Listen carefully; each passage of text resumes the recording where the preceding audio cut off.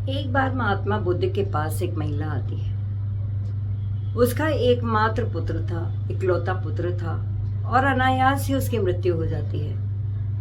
वह उसकी मृत्यु से बहुत आहत हो जाती है और व्याकुल हो जाती है, और उसी विलाप करती हुई, रोती हुई, तड़पती हुई वो महात्मा बुद्ध के पास पहुंचती है।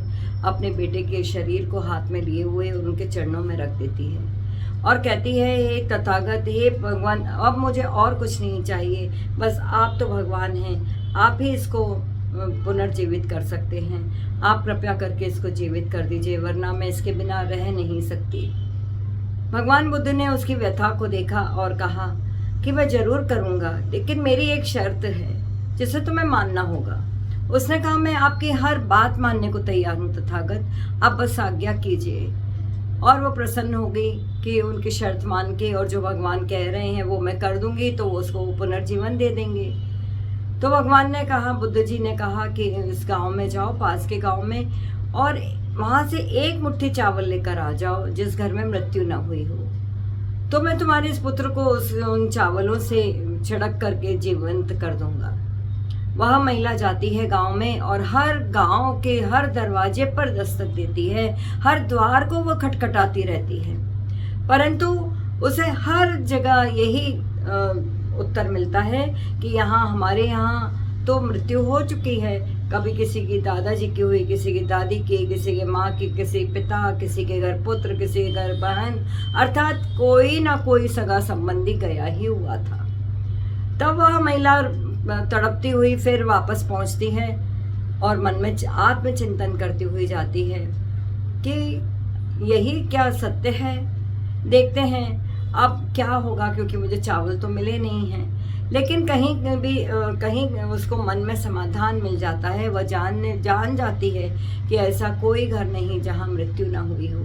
वहाँ महात्मा बुद्ध के चरणों में जाकर के प्रणाम करती है और शांत बैठ जाती है। तब भगवान बुद्ध कहते हैं, यही तो जीवन का अटल सत्य है। कौन कब कहाँ से आया है, कहाँ जाएगा, कुछ नहीं पता। वास्तव में तो हम सब अतिथि हैं, सराय में रह रहे हैं, आने का पता नहीं, जाने का कोई ठिकाना नहीं। यहाँ ये तो मुसाफिर खाना है, मुसाफिरों की तरह रह रहे हैं यहाँ पर। और इस बात को जितना जल्दी हम आत्मसात कर लें, समझ जाएं, तो हमारे भीतर ये एक सहनशीलता आ जाती है, संयम आ जाता है और सत्य को हम स्वीकार करने लगते हैं। वास्तव में यहाँ सब कुछ नश्वर है, सब कुछ परिवर्तनशील है। एक दिन हम माँ के गर्भ में आए, तब कहाँ से आए, किधर जाएंगे, और कहाँ से आए, कौन सा परिवार छोड़कर आए, कुछ पता नहीं। आदि शंकराचार्य जी इसको कहते हैं, कुत आयातः, कहाँ से तुम आए हो, कस्ते कांता कस्ते पुत्र, कौन तुम्हारी पत्नी, कौन तुम्हारा पुत्र है। ये सब तो हम जो शरीर को देख रहे हैं, ये तो सापेक्षिक है, सापेक्षित है। एक को सामने खड़ा करते हैं तो वही एक स्त्री कभी किसी की पत्नी, किसी की पुत्री, किसी की कन्या बन जाती है। ये सब तो देह बदलती रहती है, हमारे रंग रूप आकार बदलते रहते हैं। कर्मानुसार हम एक शरीर से दूसरे शरीर की यात्रा करते हैं, मरते नहीं हैं, हम शरीर को छोड़ देते हैं। और यहाँ जो भी पाया है वो छोड़ना ही पड़ता है, और छोटा ही हुआ है, छोड़ना पड़ता नहीं, अभी भी छोटा हुआ है। ये हमारी भ्रांति है कि मेरा है। तो इस सत्य को जितना जल्दी हम स्वीकार कर लें, और ये स्वीकार कब कर पाते हैं, जब हम उपनिषद के आध्यात्मिक ज्ञान को अपनाते हैं, उसको धारण करते हैं, वैसा हम व्यवहार में लाते हैं। वरना तो हम बहुत कुछ मैनिफेस्ट करेंगे संसार में, बहुत कुछ पाएंगे, बड़े बड़े किले बना लेंगे, तो क्या वो भी छूटेगा।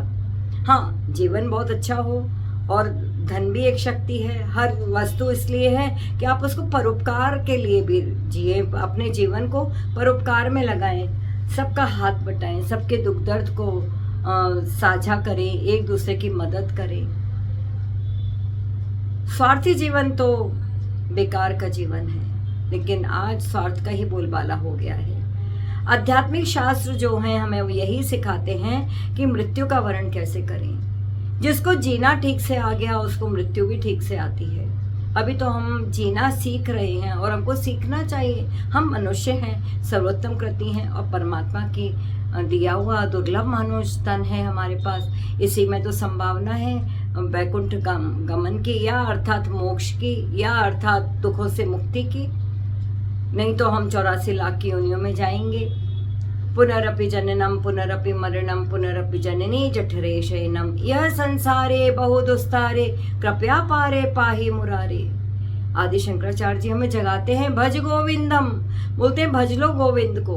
अब ये हमारी मान्यताएं भले ही हों एक जन्म की, कि हम एक ही जन्म लेते हैं, लेकिन ये भाग्य फिर कहाँ से आता है?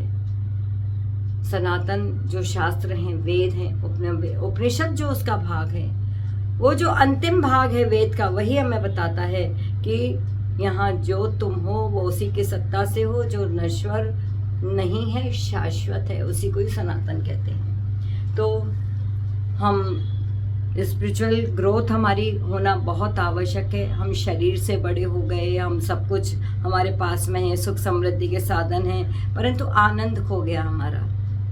आनंद प्राप्त करें, और आनंद प्राप्त होता है स्पिरिचुअल ग्रोथ से। तो आप सब अपने आप को स्पिरिचुअली भी कनेक्ट करें अपने आप से। ऐसे मैं आप सबसे निवेदन कर सकती हूँ, ये मेरी प्रार्थना है। सर्वे संतो निरामया सर्वे संतो सुखिनः। हम वसुदेव कुटुंबकम की भावना से जिए। पूरा विश्व हमारा परिवार है।